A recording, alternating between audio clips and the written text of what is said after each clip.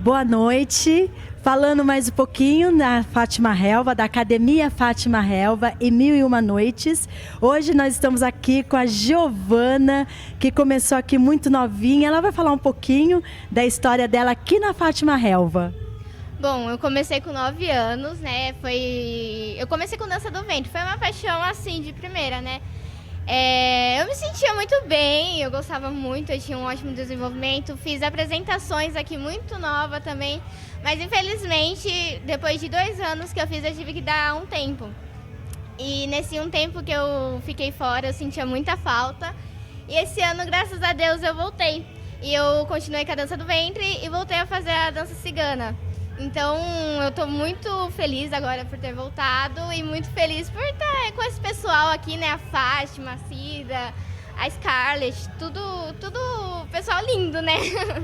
Você que é linda! E fala um pouquinho das suas apresentações. Eu soube que você vai fazer 3 apresentações hoje. Que responsabilidade! Pois é, o nervosismo tá grande, né? Então, eu vou fazer 3 apresentações, uma de dança do ventre, uma em grupo cigana e uma em casal cigana também.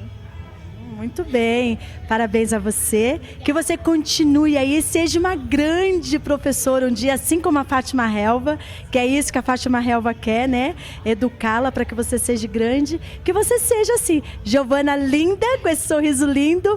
Namastê! Obrigada.